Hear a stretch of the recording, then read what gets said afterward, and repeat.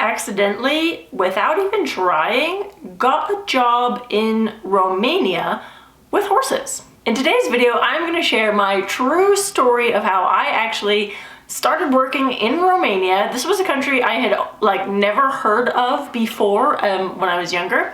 I'm a little bit embarrassed to admit that now, obviously, but I accidentally got a job to work there, and I'm going to dive in a little bit on my personal story and also how the universe might have some things panned out for you that you don't even know is going to fall into your lap. So hopefully in this video you will find some inspiration, and you might also at some point in your life have something happen to you where you are wondering, how did I even get here?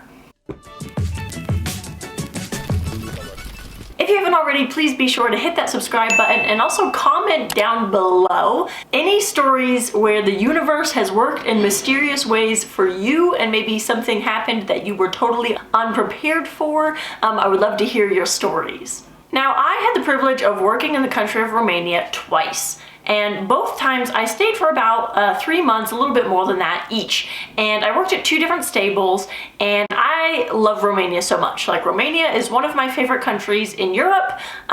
It's just like very special. It's like a hidden gem. There was like 0 tourists where I was. I didn't even see a single American the entire time I was there, which to me was like unfathomable that there was a place where Americans just don't exist. So I loved every minute that I was living in Romania. Now, how I actually came to work in Romania the first time is kind of a funny story. Now, if you haven't already read our book, Have Breeches Will Travel, I do share my story of how I accidentally got the job very in depth in this book. You can find it on Amazon, or you can just simply go to equestrianadventuresses.com. So I share a lot in this book about my adventures in Romania and how I got the job. So I don't want to spoil everything for you, but I do want to share just a little bit about how I accidentally got this job. And basically, the first time that I was working internationally with horses, I actually was in Belgium. And in Belgium, there was 7 other grooms at the time working at this particular yard, and one of the girls was from Romania. And I had never heard of Romania before, okay? Again, I'm a little bit embarrassed about that, but I had never heard of Romania. And so I would stay up late in the evenings after work and just talk to her. And she would tell me stories about Romania and, the life there and the type of food and, obviously about Dracula. So Romania is kind of the homeland of Dracula, which I didn't know. I'd heard of Transylvania, but I didn't know that Transylvania was a sort of like a county inside of Romania. So she would tell me all kinds of stories, and I was just fascinated by her stories and just learning from her about her country. And I kept telling her, someday I'm gonna visit you. And I don't know when, but I'm gonna visit, so just be ready for that. And she was, I don't know if she was just being polite, but she was always, inviting me yeah, please come when you do, I have a spare bed for you or whatever, you can stay with me. And so I kind of put that in the back of my mind, I now have a friend in Romania. Prior to that job in Belgium, I didn't know anyone in Romania, and now all of a sudden I have a bed in Romania. I can come and I can have a private tour guide, she can show me around. So I kind of put that in the back of my brain. And it wasn't until basically a year later, I actually, so after that job in Belgium, I then went and worked in Cairo in Egypt for a year. And at the end of that job, I didn't have enough money to go back to the US, back to America, and I didn't want to. I was hooked on the travel bug at that point. I wanted to just travel and ride horses forever. So my time came and I got to go to Romania. So again, I do share the full story of how I actually got the job.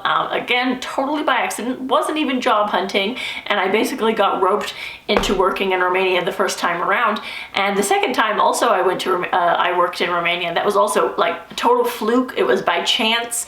I wasn't actively seeking a job in Romania. The job just kind of fell into my lap based on sort of my previous job, some of the connections that I had made.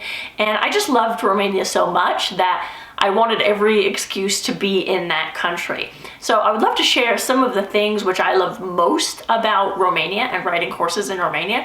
First of all, a lot of people don't know, Romania is again, it's a hidden gem. It's very undiscovered. You can go and you can see gorgeous castles. You can see all kinds of just really cool historic places. And there's like no people there. There's like Romanians and that's it, which I love. Like, I love that the cafe that I would sit to have my coffee was literally Dracula's house of birth. Like, that is where he was born. The real life Vladimir Dracula, the man that the legend's all about, like, he was born in that house. And it's a cafe. And I would sit there and have my coffee and I would just look at all these historic, gorgeous places. And there wasn't any tourists. Like, I could take pictures of these cool places and castles and, you know, citadels without any people in the pictures. Like, I could get selfies without any people wandering around in the background. Like, that's unheard of nowadays almost. So I loved that about Romania. And then also on horseback, there's no fences. In Romania, you can ride around, there's no fences. People are not keeping their animals in, you know, fences. Like, even horses, they're running loose. The cows, they're running loose. And all of the small villages, you know, the cows, they come into the village at nighttime when they're ready to get food. So it doesn't matter where they go in the daytime because they always come home in the evening to get their food. And most of the horses as well, they're just roaming around. There's dogs, you know, shepherds. There's actual shepherds like herding sheep, and dogs herding sheep. Like, I've never seen that in real life. I've seen it in the movies, never seen it in real life. And it's just a very interesting and unique place to see on horseback, because on horseback, you're gonna go to the villages, you're gonna go into the nature, you're gonna go up mountains and hills and see views that you would never even think to see, or you never would have heard about, you never would have known to go there had the horse not brought you there. So that was one of my most favorite things about living in Romania, especially working with horses. Now, I also want to say I was working there, the first job I was working as sort of a travel tour guide, but I also was in charge of the stable, so I was managing the stables, I was in charge of training all of the horses, and also I was kind of the head coach and show jumper, so I was teaching a lot of the horses, some of them anyways, show jumping and also cross-country jumping and preparing them, you know, for competitions and things. And I was just having a good time, to be honest. I was just having a lot of fun. And I could ride out on trails, you know, for hours and hours. And, you know, it's funny because prior to that job, I actually didn't even know that you could be a trail guide. Like, I'd never heard of such a thing. I didn't know that you could, like, ride around on trails and get money to do that. Like, it seemed surreal to me. Like, you can ride horses in the beautiful nature and get paid for that. So yeah, I was very astounded because I was always a show jumper and I was always a coach and I was always, you know, very dedicated, like riding, and I was always a very hard worker, and here I was just riding non-stop all day long, and training and managing the art and stuff. So again, I highly recommend Romania to be on your bucket list if it's not already.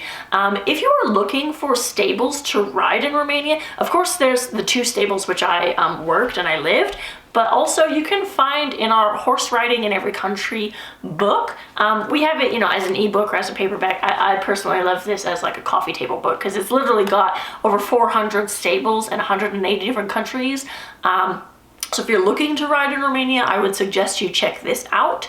Again, you can find it on our website, equestrianadventuresses.com, or just click on the link down below. I'm going to include that, and then that way you can go and grab a copy of this, or also our Half Breeds Will Travel book, where I share my actual personal stories about Romania.